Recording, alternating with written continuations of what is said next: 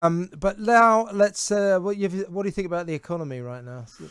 I think it's not hit us yet, but when it hits us, we're going to know about it. Well, the Bank of England says today unemployment could hit 7.4% this year, and we may never recover from the effects, but the economic effects of you this get crisis. good bands, don't you? Like, remember the 80s? You get a lot of creativity in times of unemployment. That's the good thing? You got to look at the silver lining. Okay, so the country's going to rack and ruins. The economy is in the toilet. Everybody's in a state of paralysis. Yes. You can't go out. You have to wear face masks. Yes. But the good thing is we might get some good bands. You might get another specials like Ghost Town, whereas, when things are good, you get the Teletubbies and stuff like that.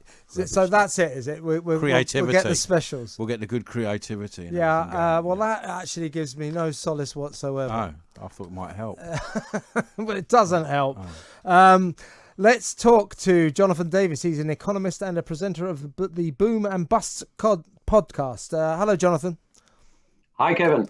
How bad is the situation economically, would you say? Well, I'm sorry to say that because of the, as far as I'm concerned, entire incompetence of the politicians and locking the economy down, and might I remind you and your listeners that some countries didn't lock down and they didn't have health issues materially different to ours, we are now entering the biggest recession, as far as I can see, since the 1930s. We saw during lockdown, the economy absolutely collapsed by 25%. Post-lockdown, as I've been saying for the last couple of months, we've got a surge, but net 2020 will see the size of the economy 10% smaller than 2019.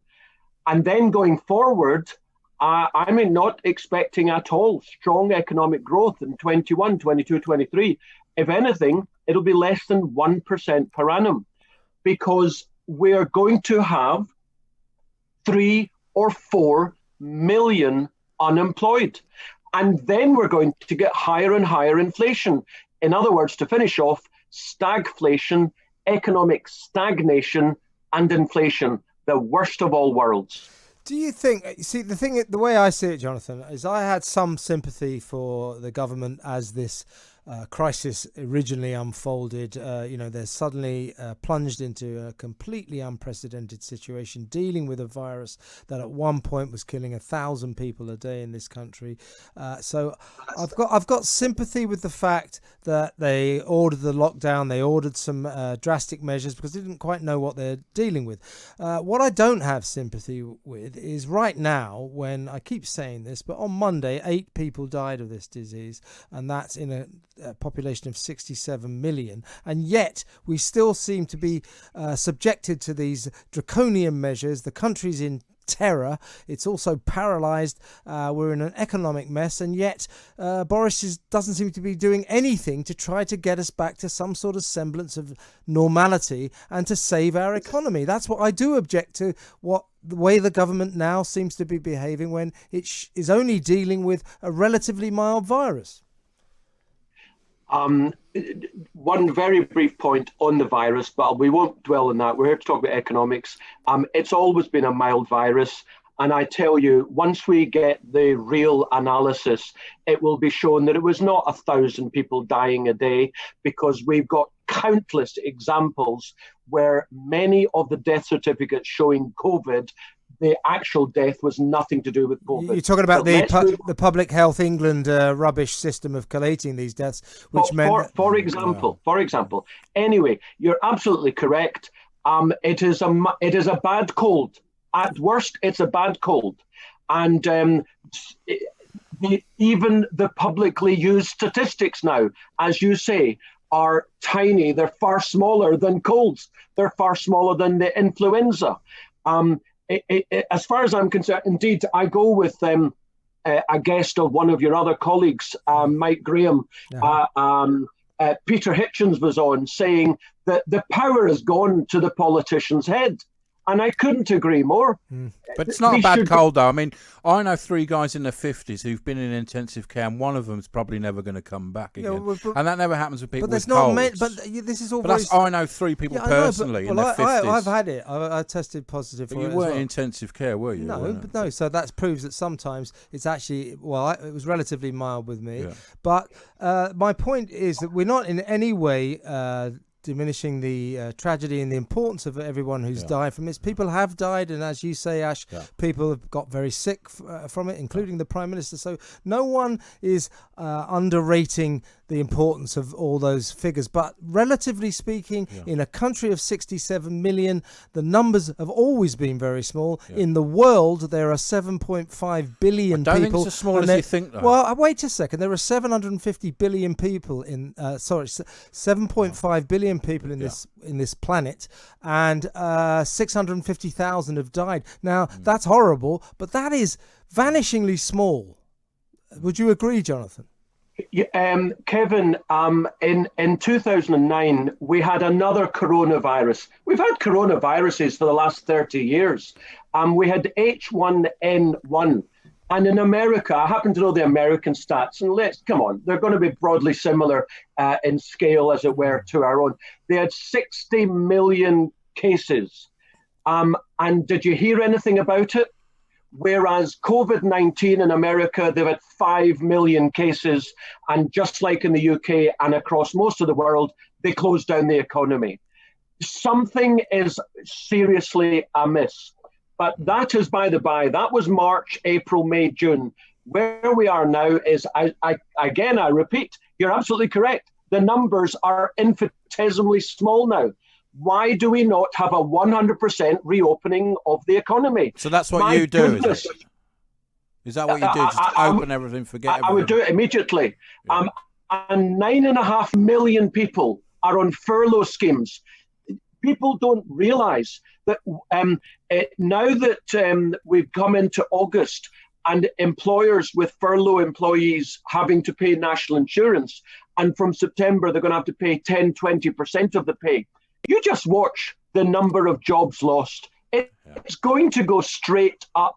And that's why, and I've been saying since April, never mind the Bank of England saying it today, that we're going to see, unfortunately, an extra 1.5 to 3 million unemployed because of the economic depression that we're in and that we're going to be in for years, largely as a result of these incredible incompetence. Can I ask you this, Jonathan, on a sort of side issue? One of the big problems, I think, about us not getting back to normal is this working from home business. London, central London at the moment looks like a ghost town. I gather other cities are the same because no one's going to work. And lots of these people who are working from home are sort of rather gloating, saying, oh, I've got my work-life balance back and I see the kids, I'm having a great time. Oh, this is the way forward. Everyone will work at home. Well, how soon will it be before employers work out, well, if they can work from home, I can outsource this to India or somewhere like that for a lot cheaper. So this working from home obsession that we've now got may well lead to even more unemployment. And I agree 100% wholeheartedly with that. When I've been talking about 1.5 to 3 million, I was talking about getting back to relative normality. But of course, as soon as lockdown happened, within 2 or 3 weeks, every chief executive in the country was looking at his office costs and thinking, why have I got these expensive offices? And then, as you say, folk in the private sector who have been working and producing, they've been doing it perfectly well. And then the chief executives and the human resource directors are thinking, hey, hold on a minute, why do we need these people in Hertfordshire, in Manchester, in Glasgow, when we could be going to Vietnam, to the Philippines? Yeah. By the way, I've got a guy who works for me in the Philippines. There you go. Has done for 3 years, and it works perfectly well. So I know it personally. It absolutely works. People, I'll tell you, it's an economic depression. People, I'm afraid to say, and you guys in the media, not enough is being let out as to what the people have let themselves in for. They should be rising up. They should be out on the street saying, let us back. Let us open our businesses. Let us go 10-pin bowling. Let us play tennis. Let us play football. Let us go to football matches. Everything. Let's go to restaurants by the barrelful. The economy needs opening up today, so not in 3 months' time, today. When will it hit us then properly? I mean, that's why people don't realise, because it hasn't hit us, has it? It hasn't hit our bank balances Well, as I say, from this month, we've already seen it, unemployment soaring already. Yeah. It's going to be more, I'm afraid to say, in September, when employers with people on furlough have to pay even more. And then when they're reopening their businesses and they realize, oh my goodness, there's far less business than there was in February before lockdown. And then on top of that, as we've just been talking about, they've already started planning on outsourcing many of the jobs. People do not realize what's going to hit them. The public sector, well, they're doing okay. They've just been told by you might find this funny. I find it exactly appropriate. That socialist Rishi Sunak giving the public sector higher than inflation pay rises. They're living at large. Thank you very much. Let me ask you about that, Jonathan. What will the effect on our economy and the government's ability to economically administer to this nation be of the fact that they've spent 350 billion quid already and counting, and there seems to be, the magic money tree certainly seems to have re-sprouted. With a government in so much debt, how will that affect everyday life? Yeah.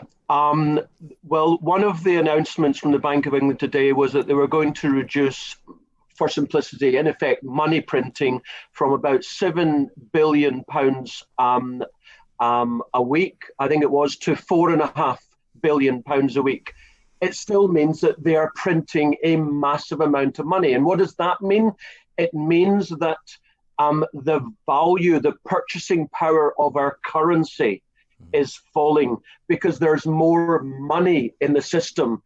And what that means is we're going to get inflation. I alluded to it earlier. The cost of buying goods and services, the cost of heating your homes, feeding your families, driving your cars is going to rise. The cost of businesses is going to rise. This is going to have a directly negative effect on household and business finances. It's a blanket tax, isn't it? Quantitative easing. It's basically just a tax on money. So well, it's the inflation. In fact, Ash, it's the inflation which is the biggest tax of all that no one mentions. Yeah. You watch over the next 5 years as we get higher and higher public sector pay, higher government borrowings, therefore reducing the value of our currency. Deglobalization, in other words, the manufacturing coming back from China, coming back to the West, that's going to cost more. And then look at the price of oil. I tell you, my analysis says that the price of oil is going to double or treble over the next 2 or 3 years. Huge inflationary issue. You just watch how the inflation tax really starts to affect us all. Jonathan, let's try and be a bit positive in these very depressing circumstances. Well, there isn't anything.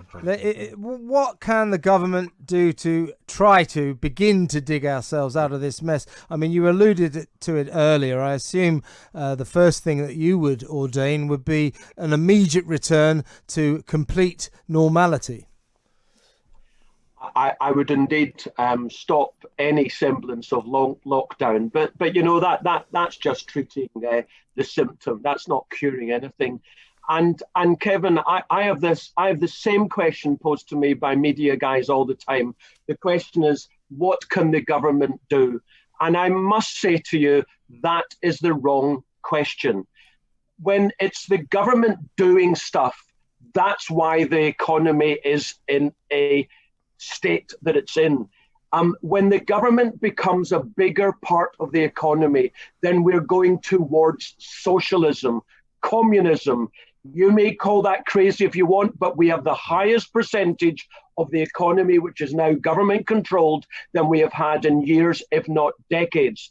And socialist societies do not work for the people. So my answer to your question is the government should walk away and let the economy sort itself out. It will do it rapidly, and then it will do it brilliantly for the benefit of the people, although no doubt there will be a hit in the short term. But by the way, we have the biggest recession since the 1930s anyway. So why not take a little bit more hit and create prosperity in the medium long term, as opposed to the government doing more and more and more, and we become even more a socialist society. You're talking about, it's like what America did after the financial crash, isn't it? They sort of got out of it much quicker than we did because of exactly what you're saying. They let the free market do a lot of stuff. America got out of it a little bit quicker than us, largely because of their employment laws. It's freer to hire and fire. Yeah.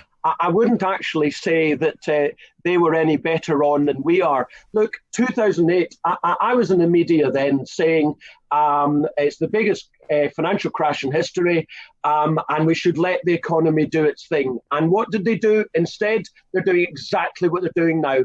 They printed thousands of billions of dollars, pounds, euros, whatever. This time, they're doing it 5 or 6 times bigger than 12 years ago. And what did we have in the last 10 years? Extremely lackluster economic growth. And by them continuing to do what they're doing, and I don't even understand why they're doing it, because the government has got a huge majority. It's incredibly powerful. That's why. So many of us have been saying that. Boris, you've got an 80-seat majority. Actually, it's 79 now because he chucked that guy, Julian Lewis, out of the party. So he's got a 79-seat majority, but he doesn't seem to be acting like it. It's very, very strange. Jonathan, listen, thanks so much for talking to us. I would sort of try to encourage you to finish on an upbeat note, but I really don't think there are any. We have a very bleak situation hurtling down the tracks at us, don't we? Individuals need to look after themselves, because I tell you, once furlough ends, the government's not going to do it. So people should be looking at investing at the things that will do well with rising inflation, such as energy companies, and they're big in the FTSE 100. And indeed, I might mention to your listeners, invest in gold and gold mining companies, because they will do fantastically well. People need to look after themselves individually. Interesting. A friend of mine's been buying gold. He thinks money is running out. I mean, that's how desperate people are beginning to feel. Jonathan, thanks for summing up this desperation, and let's talk again very soon. That was Jonathan Davis, economist, presenter of the Boom and Busts podcast. I'm Kevin O'Sullivan. I'm with Ash, and this is Talk Radio. Talk Radio.